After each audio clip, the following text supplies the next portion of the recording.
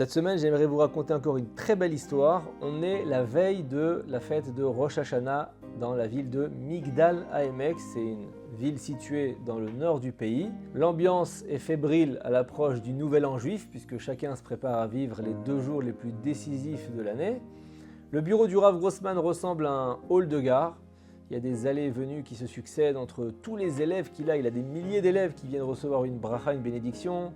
Il y a les simples fidèles qui ont plein de questions à poser. Il y a les derniers discours à finaliser pour lui. Il y a le chauffard à préparer. Donc vous avez compris, ça n'arrête pas. Mais voilà qu'un homme force la queue et insiste pour voir le Rav.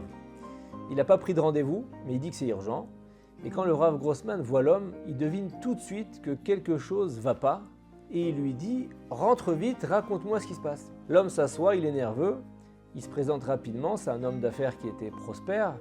Ses activités l'ont conduit jusqu'au Nigeria en Afrique. Là-bas, il a investi des sommes colossales dans des projets d'infrastructure, des réseaux d'exportation. Bref, tout allait bien pour lui au niveau business jusqu'à que tout se bloque sans raison claire.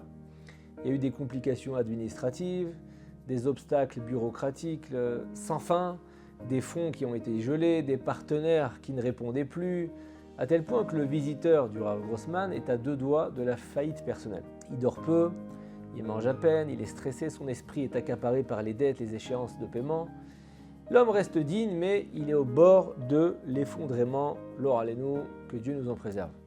Et il conclut, il dit au Rav, j'ai tout essayé, je ne sais plus vers qui me tourner.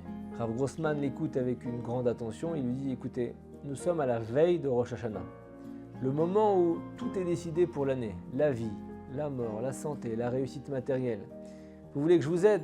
Commencez par vous aider vous-même, par faire ce que vous pouvez. Allez prier, implorer Hachem, appelez Dieu, demandez-lui qu'il vous envoie l'aide qu'aucun homme ne peut vous apporter. Croyez-y à 100%. L'homme, il écoute. Et pendant qu'il réfléchit, le Rav Grossman lui dit « Mais vous connaissez le président du Nigeria par hasard? Vous croyez qu'il accepterait de me rencontrer ?» L'homme ouvre grand les yeux. Il s'attendait à tout sauf à une question pareille. Il sourit, il est un peu gêné, il dit « Président !» Ouais, je peux essayer de demander, mais je vous promets rien. Et l'homme sort sans grande conviction, il est un peu déçu de la réponse du Rav. Il s'attendait plutôt à des conseils de Kabbale, des ségoulottes et autres solutions miracles et rapides.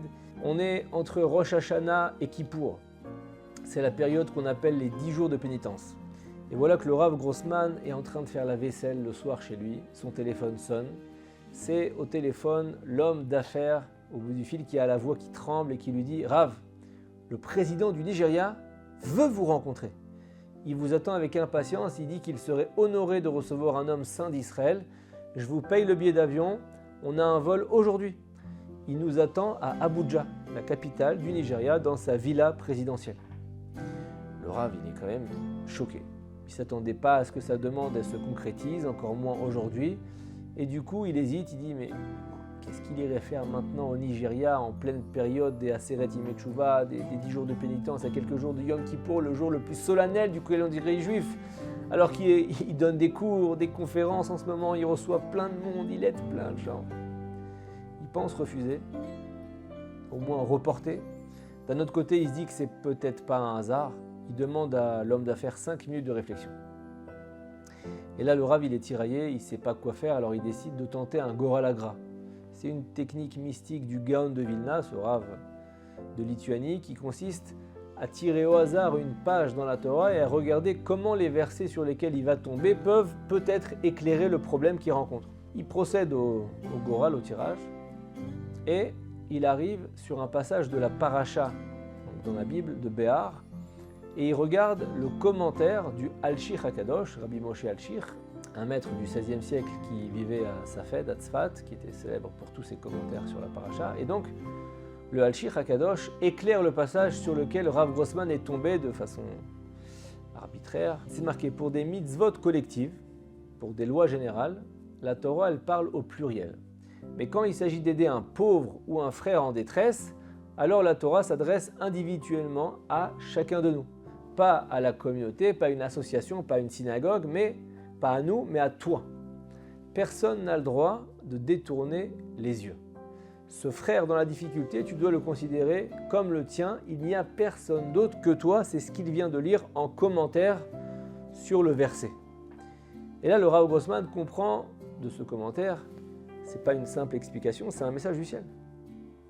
Tu ne dois pas te détourner du simple juif à aider. Il comprend que c'est un message du ciel.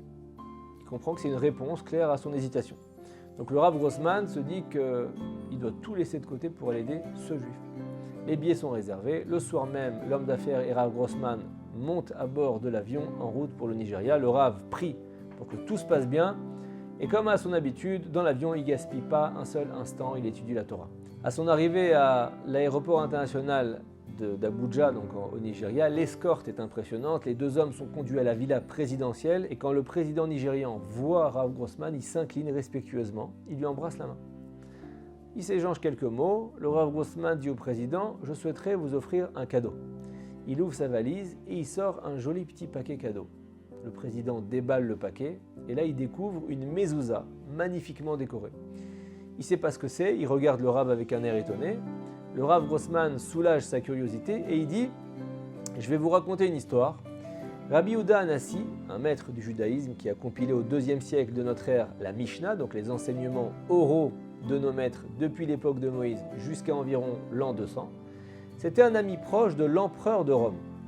Et pour son anniversaire, l'empereur lui a envoyé un coffret rempli de diamants.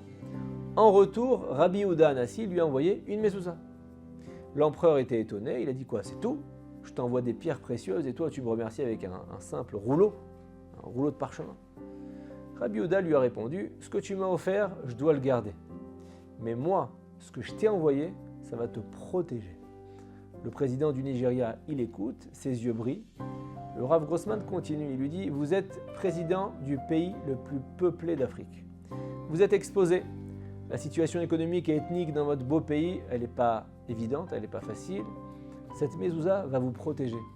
Elle vous rappellera chaque jour qu'il y a un Dieu au-dessus de nous tous. » Le président prend la mezouza avec beaucoup de soin, il l'embrasse avec émotion.